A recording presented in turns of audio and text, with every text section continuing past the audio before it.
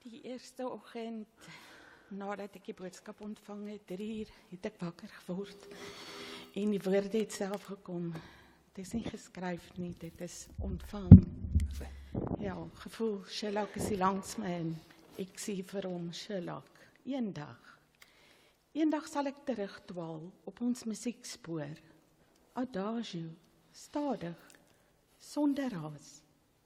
'n soekende serenade, om jou swaiend, stil stem weer te hoor, in die geritsel van herfsblare in Central Park, jou lag gaan soek, in die plons van 'n klippie in die see, by Portsmouth, in die serene stilte van sneeuvlokkies wat val, in Boston strate, jou rustige geselsdien te hoor filosofeer.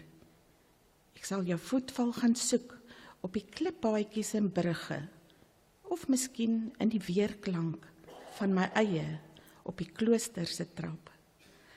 Ek sal die blink van jou oë sien glinster op die water, hoog vanuit die groot wiel in Antwerp. Of